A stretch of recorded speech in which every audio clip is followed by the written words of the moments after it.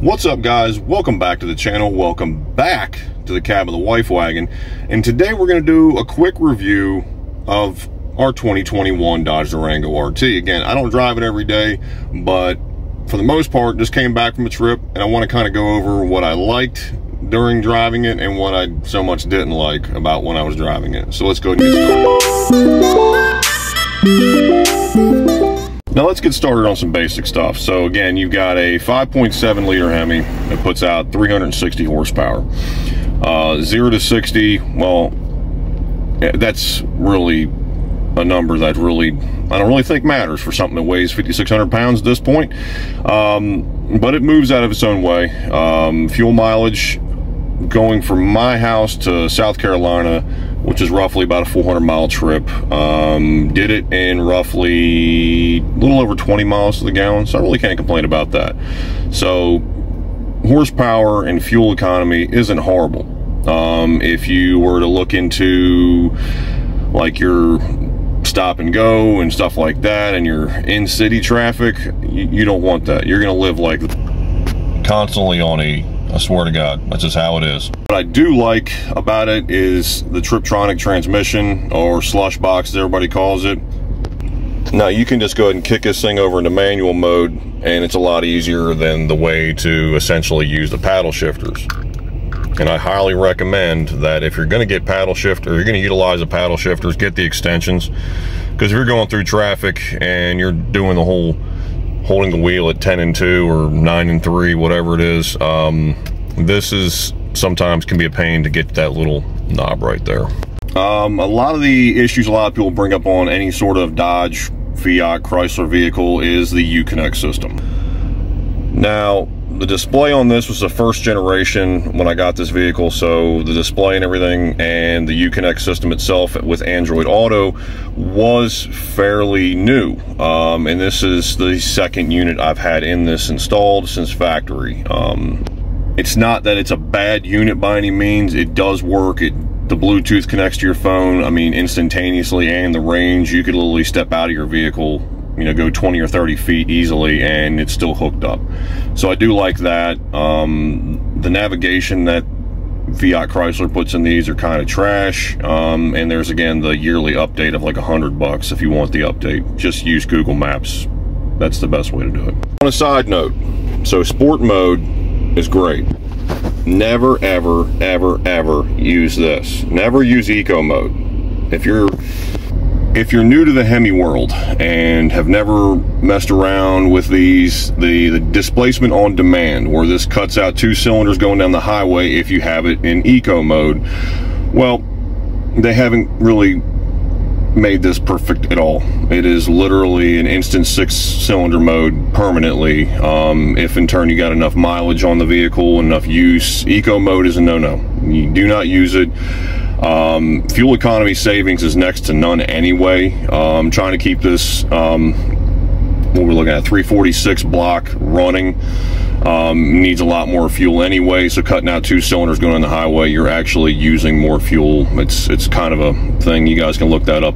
It's displacement on demand does not work on these engines anyway, but the possibility of wiping the cam and doing further damage to the engine is a possibility if you continually run in eco mode. Just keep it off. That's all I can say, keep it off. The parking sensors on these are really good.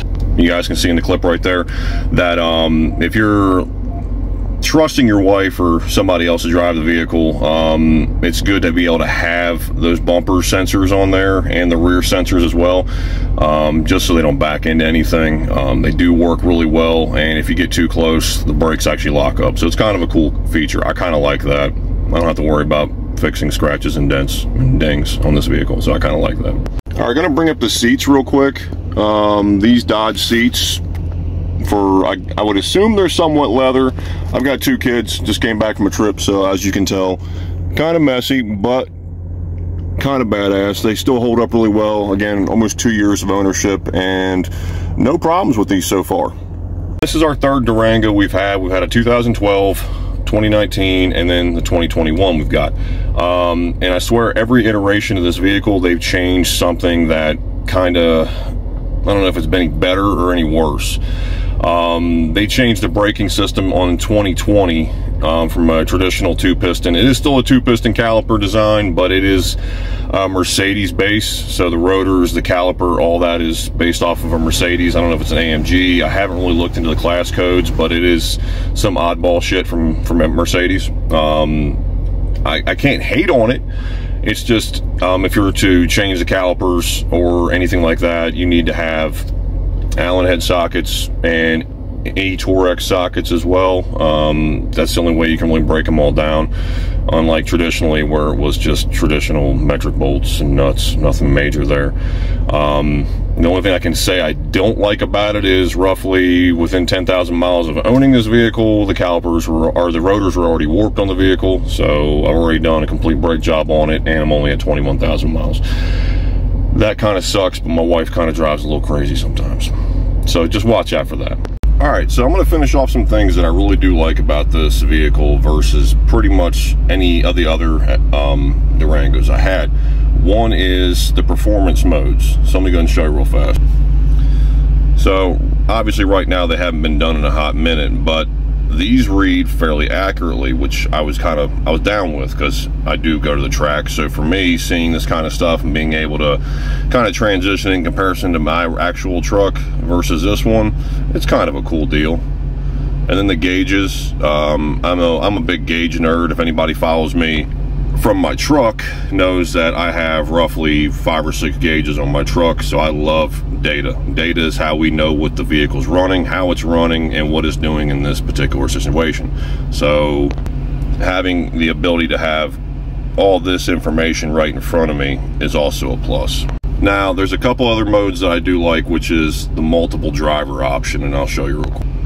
All right, so there's my wife, and then there's me. And then the ability to go ahead and select preferences more than just the seat. You're selecting preferences for the radio, you're selecting preferences for the seat, your preferences for the steering. All this is included, and I absolutely love that as this. I mean, for electric steering, this right here, no manual gearbox will ever compare to how quickly a vehicle can react with this setup right here. I absolutely love it.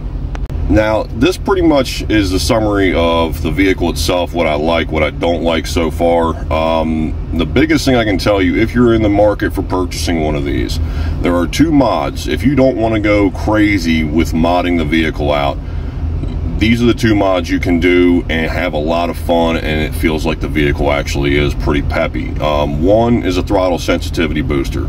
It is a must for a drive-by-wire throttle system. If you don't have one, you're losing out, let me tell you, because you know there are dead pedal on these vehicles. There are spots where it just doesn't move. It feels like you don't even see the RPMs increase. That is the first mod. And then the second mod, by all means, is the resonator delete kit, and get that through Blast and Bob's. I've made a video for it, and I've done multiple little reels for them, and it is by far a very good sounding exhaust system that's not outrageously loud, and by all means you can drive, and with the radio turned barely up anything, you can actually still hear what you're talking about with the passenger you're with, or the kids in the back that are on your fucking nerves. All that can be done, and the drone is hardly anything. So I absolutely quite enjoy it. And here's an exhaust clip for you.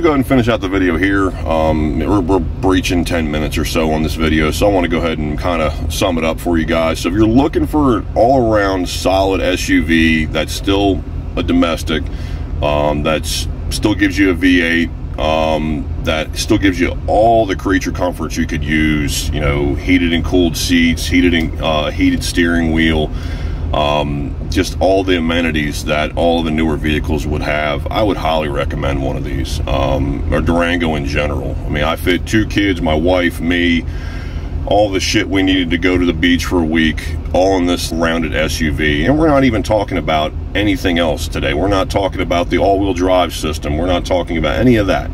or just strictly my review so far of this vehicle, let me tell you something. I give it a complete thumbs up. Go out there and get one, guys. And Dodge, hit me up. Do what you guys always do. Like, share, subscribe. P-Pump the world. I'll see you guys in the next video.